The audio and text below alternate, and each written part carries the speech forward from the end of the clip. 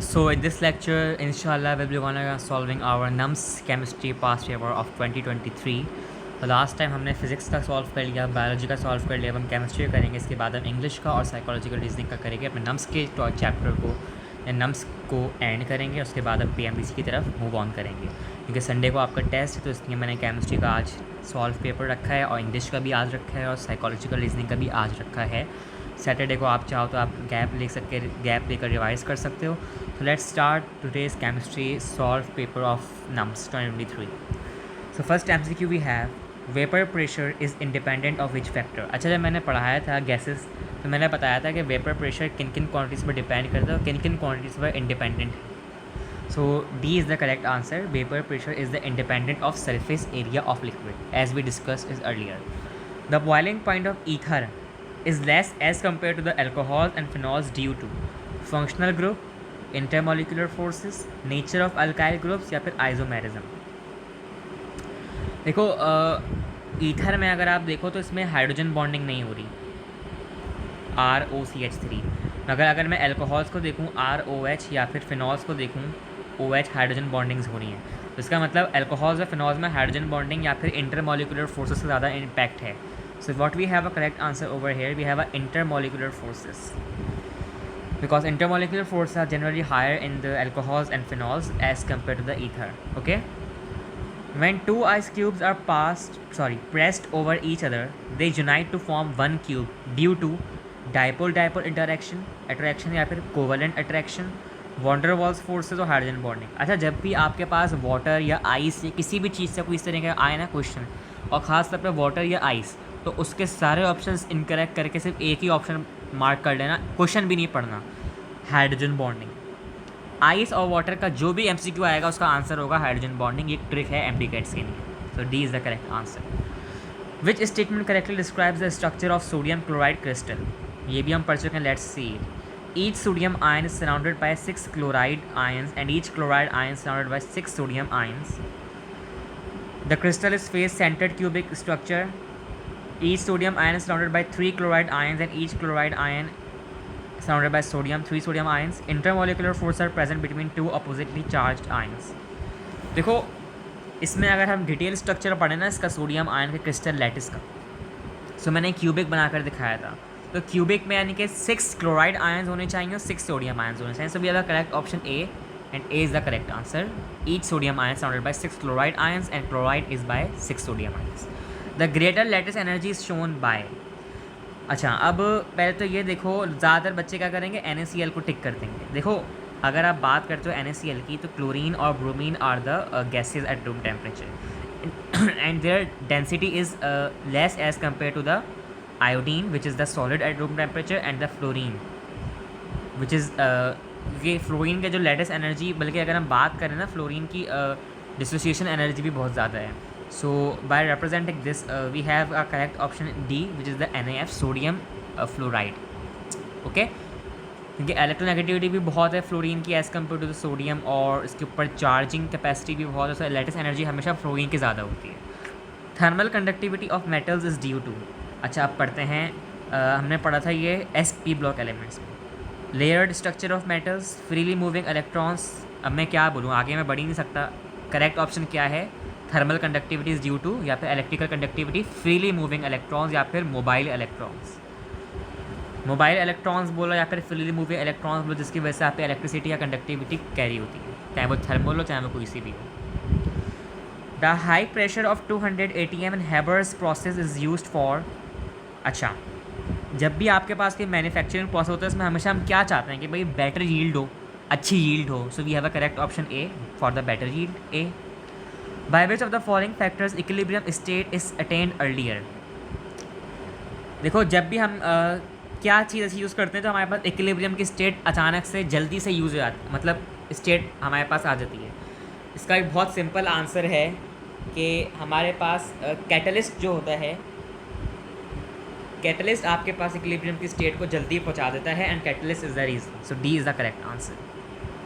When temperature of reacting gases is raised by 10 kelvin, अब गौर से सुनना, the reaction rate will increase to. Temperature is directly proportional to the kinetic energy. The reaction rate will increases to.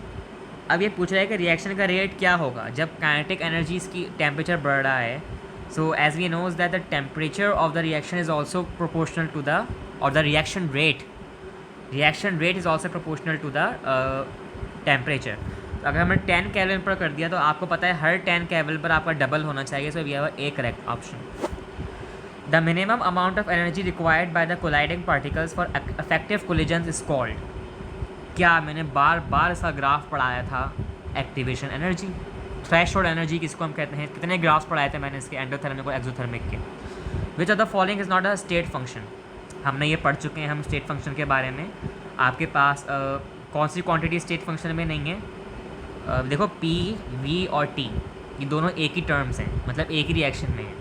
So P V T तो आपके पास state function है ही, हम पढ़ चुके हैं थर्मोडायनेमिक्स में। But work is not a state function, work is the independent of the path followed and those which are the independent of path followed are the state function.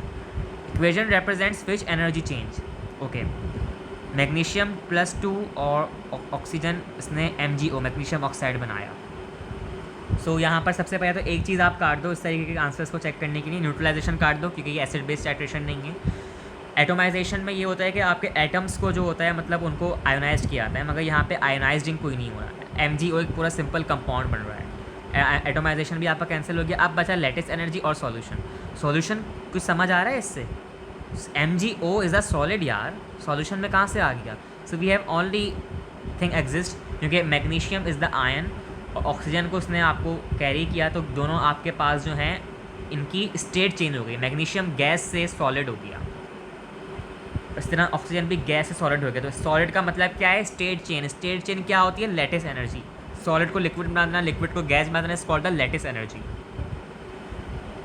When nitric oxide NO2 reacts with ozone plus O3 the order of reaction will be। अब मुझे एक बात बताओ ज़रा, बल्कि इसको एक तरह देख लेते हैं। अगर इसका मुझे पूछा गया है कि नाइट्रिक ऑक्साइड NO2 आपके साथ ओजोन के साथ रिएक्ट कर रही है, अभी यहाँ पर अल्ट्रा वायलेट या सनलाइट की बात नहीं होगी। अगर ये फोटोसिंथेसिस या सनलाइट होता है तो it would be zero order, मगर यहाँ पे बात हो रही है इन दोनों रिएक्शंस की। तो आप ये बताओ ऑर्डर ऑफ रिएक्शन क्या होना चाहिए। एक इसकी कंसनट्रेशन NO2 की विच इज़ द 1 मोल और O3 की 1 मोल। सो 1 + 1 हमारे पास order of reaction will be second order of reaction. याद है मैंने बताया था किस तरह निकालते हैं order of reaction. So A is the correct answer, second order of reaction. During electrolysis reduction always occur at the. अब बताओ रिडक्शन कहाँ पर होती है। NOx यानी कि एनोड पर ऑक्सीडेशन, तो एक ही चीज़ बची, कैथोड पर क्या होगी, reduction. B is the correct answer. याद है मैंने बताया था NOx शॉर्ट फॉर्म बताई थी मैंने, इसी तरह याद कर सकते। The reason of highest electronegativity value of fluorine की होती है 4.0 electronegativity is because the complete outer most shell. अच्छा जनाब, ability to form negative ion वो तो सभी करते हैं, इसमें कोई खास बात नहीं है। कंप्लीट शेल भी सबके होते हैं अगर हम देखा जाए तो। Existence as diatomic molecule, halogens are already diatomic molecules. Smaller size and higher nuclear charge in the respective period. Correct answer D is the correct answer. Smaller size की वजह से जो है ना फ्लोरीन की इलेक्ट्रोनेगेटिविटी ज़्यादा है और उसका हायर न्यूक्लियर चार्ज की वजह से, ठीक है। Valence shell electron pair repulsion theory, VSEPR theory अगर आप बात करें, explains bond energy, bond length, shapes and bond energy और शेप्स। देखो सिर्फ एक ही चीज़ बता चुकी थी वैलेंस शेल ने, that was the shapes of the molecules. याद है, ट्राइगोनल, टेट्राहेड्रल, प्लेनर ट्राइगोनल। बस अगर यहाँ पे लिखा होता MOT मॉलिक्यूलर ऑर्बिटल थ्योरी, तो उसने क्या बताया था, paramagnetic behaviour, paramagnetic plus shapes. याद करो मैंने बताया था। So here we are talking about the VSEPR theory, so it describes the shapes only. Which of the following has sp3 hybridization. यार मतलब मैं इसको क्या, इतना आसान क्वेश्चन याद करो मैंने क्या पढ़ाया था। अल्केन मीथेन में होती है sp3 हाइब्रिडेशन, और इथीन में आपके पास क्या होती है, इथीन के अंदर sp2 और इथाइन के अंदर होती है sp हाइब्रिडाइजेशन। तो मीथेन CH4 में sp3 hybridization and shape is tetragonal with angle 109.5। ये मीथेन का स्ट्रक्चर है CH4 that shows the sp3 hybridization. The factor which is not affecting bond length is. Bond length को कौन सा factor affect नहीं करता। Pressure of multiple bonds, नहीं ये कुछ समझ नहीं आया। नेचर ऑफ हाइब्रिडाइजेशन प्रेजेंट, या नेचर ऑफ हाइब्रिडाइजेशन को भी ताल्लुक तो नहीं बनता बॉन्ड लेंथ से। Difference in electronegativity between the two bonded atoms, electronegativity कहाँ, बॉन्ड लेंथ कहाँ, the factor which is not affecting bond length is, अच्छा, इसका होगा, अच्छा हाँ, डिफरेंस ऑफ इलेक्ट्रोनेगेटिविटी यानी कि इसका स्ट्रॉन्गर बॉन्ड, तो ये अफेक्ट करता है, सी भी होगा हमारा। नेचर ऑफ हाइब्रिडाइजेशन प्रेजेंट, अगर एस पी होगी तो एस पी एस स्ट्रॉन्गर है, हाँ, तो बी भी करेक्ट आंसर है। प्रेशर ऑफ मल्टीपल बॉन्ड्स, मेरे पास ए बचता है, और डी पढ़ लेते हैं, ionization energies of the two bonded atoms. ये थोड़ा कंफ्यूजिंग है, मगर ionization energies of the two bonded atoms कह सकते हैं, इसको डी कर लो आंसर, क्योंकि इसका प्रेशर ऑफ मल्टीपल बॉन्ड्स, देखो प्रेशर भी आपकी उससे डायरेक्ट प्रोपोर्शनल कहते हैं आपकी बॉन्ड की स्ट्रेंथ से, और मल्टीपल बॉन्ड्स के यानी कि स्ट्रेंथ, तो अगर मल्टीपल बॉन्ड्स होंगे तो आपकी बॉन्ड लेंथ पे तो फ़र्क पड़ेगा ना, सिंगल बॉन्ड से तो आपका बॉन्ड लेंथ ज़्यादा होगी, मगर मल्टीपल बॉन्ड से चार्ज डेंसिटी की वजह से प्रेशर भी आपको रिड्यूस करेगा। So it means ionisation energies बचा हमारे पास of the two bonded atoms, D is the correct answer. Which of the following substance is malleable and ductile, malleable ductile का मतलब, डक्टाइल यानी किसी चीज़ को रॉड में बना देना, मेलिएबल को मतलब उसी में शीट में कन्वर्ट कर देना। तो एक ही चीज़ बचती है हमारे पास, क्या है, सबको पता है, तो कॉमन सेंस का आंसर है aluminium is the malleable and ductile, D. Okay, coordination number का भी सवाल आ गया, मतलब हालांकि सिलेबस में नहीं था, चलो पढ़ लेते हैं। Coordination number of sodium is,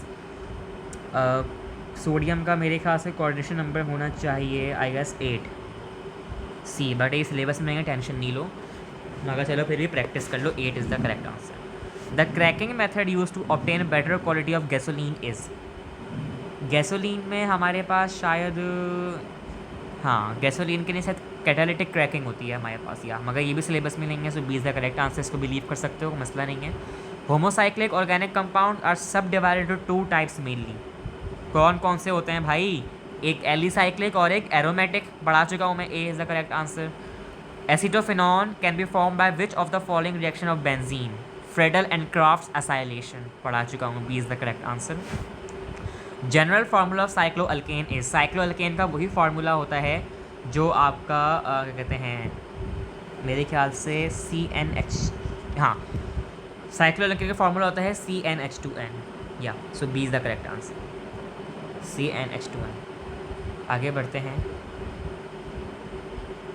which of the following reactions differentiates alcohol from phenol, अच्छा ये हालांकि सिलेबस में नहीं था, मगर लूकस रिएजेंट का टेस्ट होता है हमारे पास, जो कि आपको अल्कोहल और नहीं, लूकस रिएजेंट बल्कि नहीं, रुक जाओ, लूकस रिएजेंट तो टर्शरी और प्राइमरी अल्कोहल को डिस्टिंग्विश करता है ना, हाँ, तो आपके पास हेलोजनेशन होगा, याद है फिनॉल को अगर हम हेलोजनेट करवाते थे in the presence of 3H2, और अगर आपने इसको अल्ट्रावायलेट रेज दी तो आपके पास साइक्लोहेक्सेन बनता था, हेक्सेनॉल, तो या we have a halogenation reaction B, क्योंकि अल्कोहल हेलोजनेशन नहीं देख सकते, वाइट फिनॉल देख सकते हैं।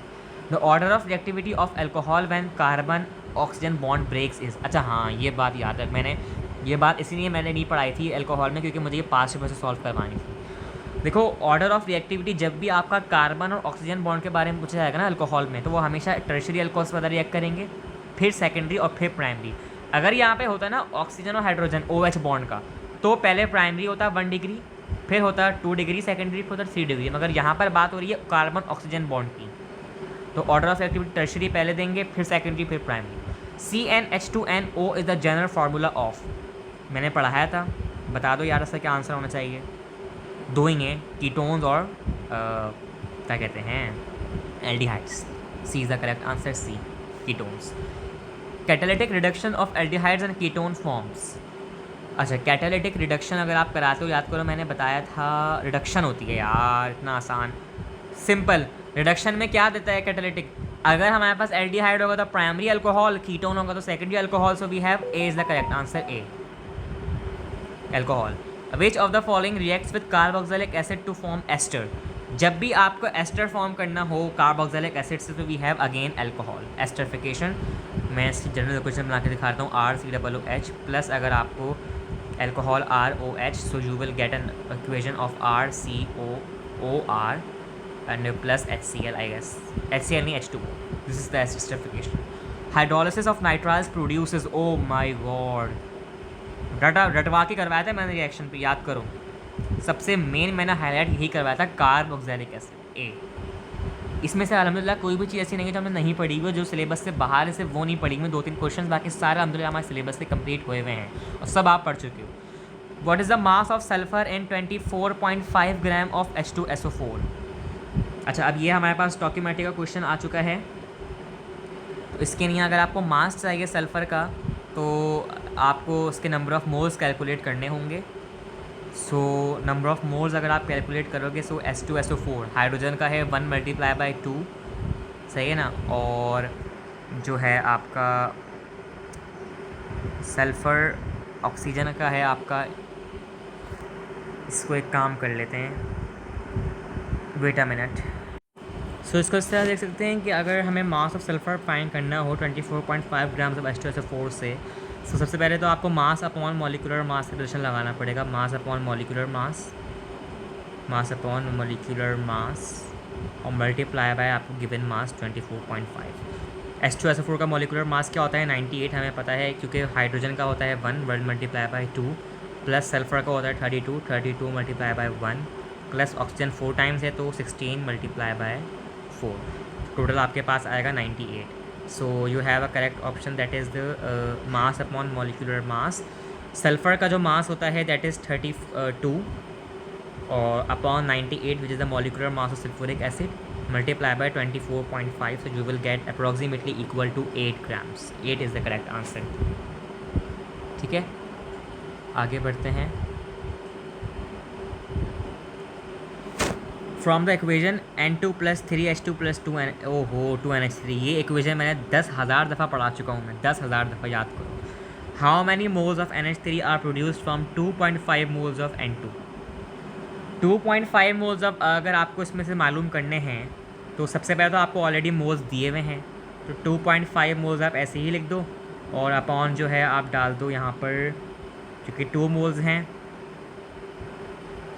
वेट अ मिनट, बल्कि इसकी ट्रिक लगा लेते हैं यार, खामा में इसको सॉल्व क्यों करें, हम लंबी क्यों करें। N3 + 3H2 आपके पास बना 2NH3, सही है ना। अच्छा जनाब, अब ये कह रहा है कि how many moles of NH3 are produced from 2.5 moles of N2। अगर N2 मेरे पास इज़ इक्वल टू 2.5 मोल्स है और इक्वेशन में आप देखो आपके पास बन रहा है 2NH3 यानी कि 2 moles of ammonia, so multiply 5.5 multiply by 2, तो 2.5 मल्टीप्लाई बाई 2 आपके पास क्या बनता है? 5 मोल्स। तो 5C is the correct answer. ये ट्रिक बड़ी अच्छी है यार, मुझे भी याद आई, मैं सोचा ये ट्रिक लगा लेते हैं दोबारा। The amount of energy associated with quantum of radiation is directly proportional to, हमेशा एनर्जी किसके प्रोपोर्शनल होती है? फ्रीक्वेंसी के, हमें पता है E is equal to HF, E is directly proportional to the frequency. आगे बढ़ते हैं। If the value of azimuthal quantum number is 2, then total value of magnetic quantum number will be. अच्छा, एजीम्यूथल क्वांटम नंबर 2 है, यानी कि आपके पास magnetic quantum number क्या होना चाहिए? -2 +2 -1 +1 0, तो 1 2 3 4 1 2 3 4 5, एक मिनट, 2 2 4 और 5, 5 is the correct option B. ठीक है, ये हमने कैलकुलेट भी किया था, याद है, एटॉमिक स्ट्रक्चर का क्वेश्चन है बल्कि। Total number of directions of F orbitals in space are. अच्छा, ये F ऑर्बिटल जैसे पूछते तो नहीं है, मगर अब आप पूछ लिया गया है, तो देखो P की आपके पास तकरीबन 4 होती हैं और F की आई गेस आपके पास होती हैं 7 डायमेंशंस होती हैं। देखो 5 नहीं होंगी क्योंकि 4 तो P की होती हैं, 3 भी नहीं हो सकती क्योंकि F ज़्यादा होता है, 3 भी नहीं हो सकती।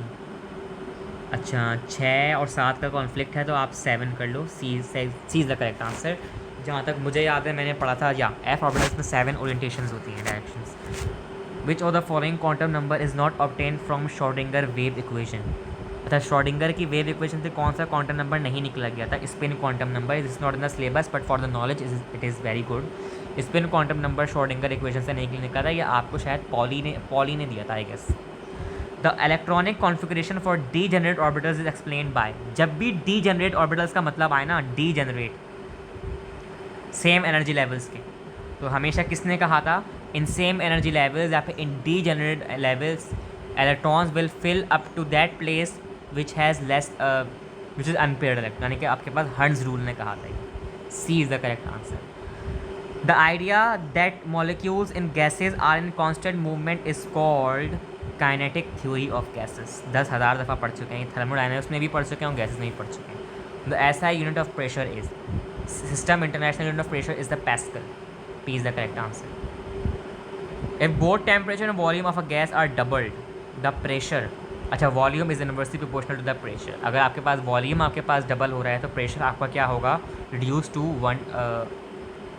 एक मिनट, both temperature and volume of a gas are doubled. अच्छा, P V is equal to K, और मेरे ख्याल से बल्कि नहीं, इसका ये रिलेशन याद है। ये आपके पास आ रहा है चार्ल्स लॉ का, चार्ल्स लॉ की इक्वेशन है ये, जिसको उन्होंने एक स्टेटमेंट में लिख दिया है। भाई मेरी बात सुनो, चार्ल्स लॉ ने क्या कहा था, टेम्परेचर और volume are directly proportional if the pressure is remains constant.